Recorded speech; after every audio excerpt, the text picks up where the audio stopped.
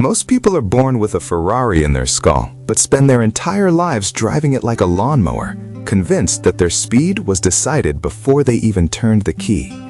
We have been sold the comforting lie that intelligence is a fixed inheritance, a stone monolith carved at birth.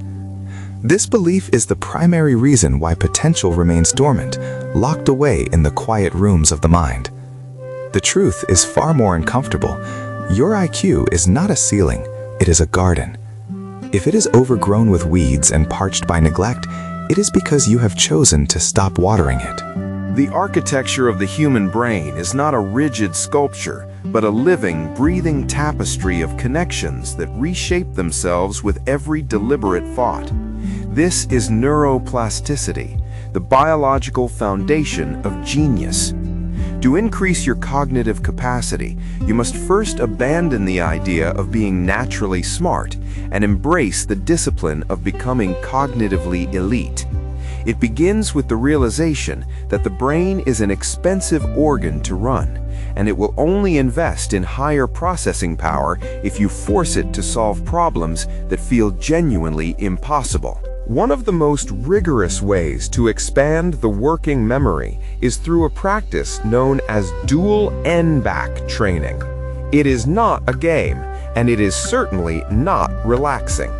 It is a cognitive weightlifting session that requires you to track visual and auditory stimuli simultaneously across increasing intervals of time. By stretching the limits of how much information your conscious mind can hold at once, you are effectively increasing the RAM of your biological computer. Motivation Code observes that those who master this specific habit often find that complex problems in their daily lives suddenly feel smaller and more manageable. In the quiet of a misty morning, imagine the mind as a vast, still lake. Most people spend their days throwing stones into the water, creating endless ripples of distraction. Intelligence is not about the number of stones you can throw, but the clarity of the water when the ripples cease. When you train your working memory, you are not just adding data, you are expanding the surface area of your awareness. You are learning to hold the silence before the thought, and in that silence, the most profound connections are made. However, many fall into the trap of thinking that more information equals more intelligence. This is the first logical pivot we must address. Consumption is the enemy of synthesis. You can read 1,000 books and still possess a shallow mind if you never allow those ideas to collide and spark. The habit of relational frame theory training, the ability to see how two seemingly unrelated concepts are connected, is where true intellectual expansion occurs. It is the bridge between knowing a fact and understanding a system. We often mistake memory for intelligence, but the ability to recall is useless without the ability to relate. When you practice seeing the world through the lens of relationships, how a tree is like a lung, how a river is like a vein, how a poem is like a mathematical equation, you are building a web of meaning that allows your brain to process new information at lightning speed. This is the secret of the polymath. They do not know more things, they see more connections. As the sun climbs higher over the slate-gray mountains, we realize that the brain is also a physical machine. It requires a specific biochemical environment to thrive.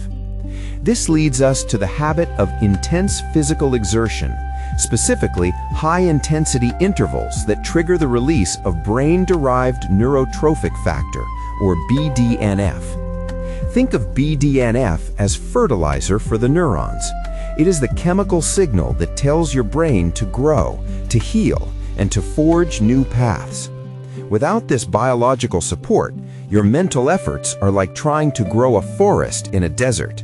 But here is the second logical pivot. The more you optimize for speed, the more you lose the capacity for depth. We live in an era of rapid-fire stimulation that has shriveled our ability to sustain focus. If you cannot sit in a room for 30 minutes with a single difficult idea, your IQ is effectively halved. Motivation Code highlights that the most vital habit of the modern era is not learning a new skill, but reclaiming the ability to single task. Multitasking is merely the art of doing many things poorly at the same time. Deep meditation is the laboratory of the mind. It is not about relaxation or escaping reality. It is about the clinical observation of your own cognitive processes.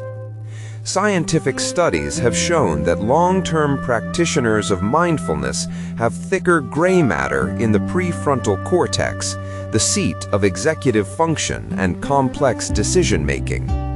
By sitting in the stillness, surrounded by the scent of natural wood and the sound of falling water, you are physically re-sculpting your brain. You are moving from a reactive state to a creative one. Consider the habit of reading high-quality fiction, a practice often dismissed as mere entertainment. In reality, immersion in a complex narrative is a form of cognitive simulation. Your brain cannot distinguish between a deeply imagined experience and a real one. When you navigate the intricate social landscapes and moral dilemmas of a masterfully written novel, you are exercising your theory of mind and your ability to model complex systems. You are building a mental sandbox where you can test different versions of reality without the cost of real-world failure. The lake of the mind is now deep and clear. In this state, you can begin the habit of deep linguistic acquisition. Learning a new language is perhaps the most comprehensive cognitive workout available.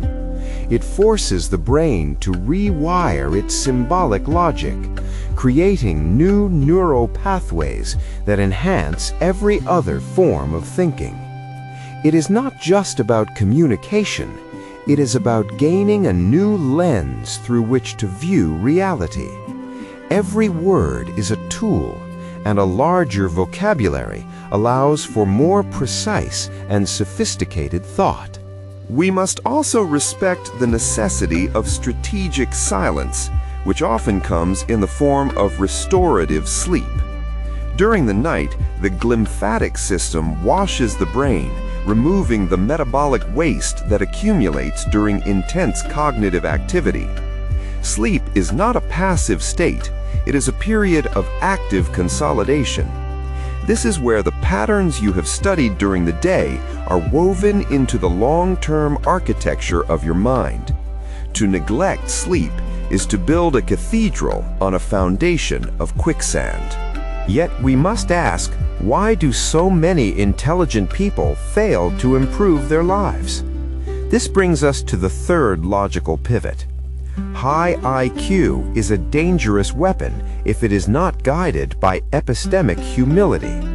The smartest person in the room is often the one who is the most certain they are right, which is the ultimate cognitive blind spot. To truly increase your intelligence, you must develop the habit of actively seeking out information that proves you wrong. This is the memory palace of the soul, where you store not just facts, but the corrections to your own errors. The final reveal is not a task you perform, but a state you inhabit. It is the synthesis of silence and action. Most people think intelligence is the ability to solve a puzzle, but the highest form of intelligence is the ability to see that the puzzle itself is a construction of your own perspective.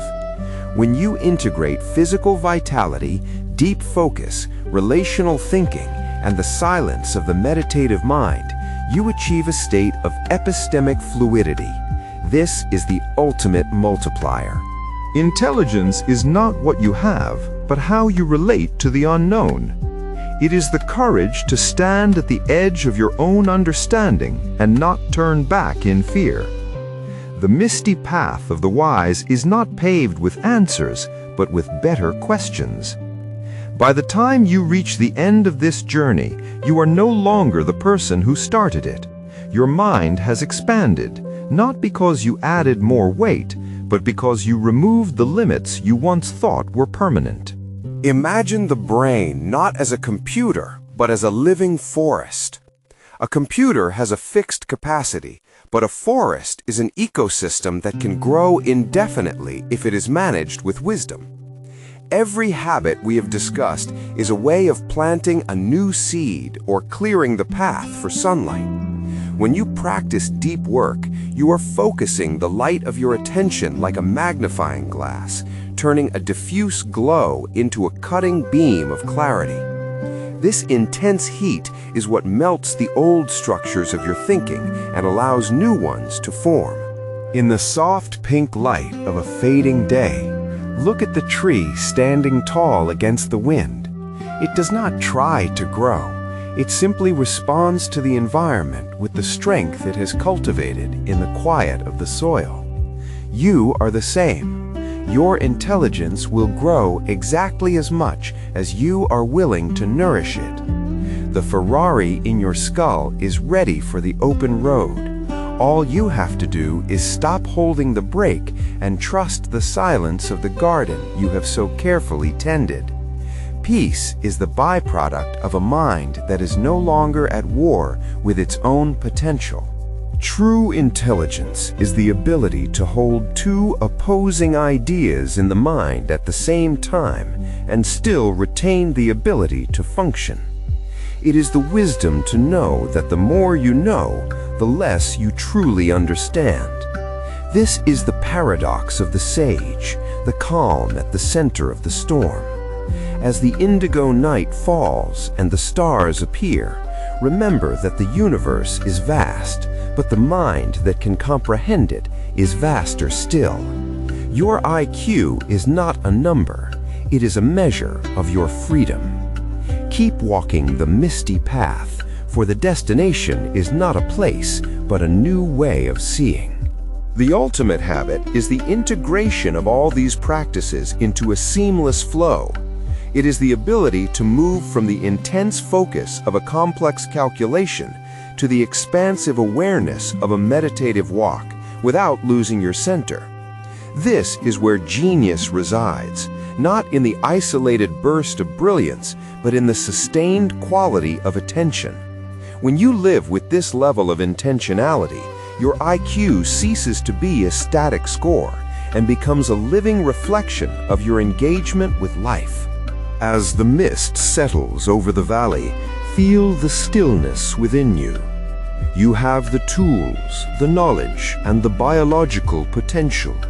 The only question remains, will you continue to drive your lawnmower, or will you finally turn the key and see what your mind is truly capable of?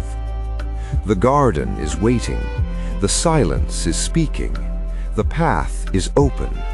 Walk forward with the quiet confidence of one who knows that their potential is limited only by their imagination and their discipline.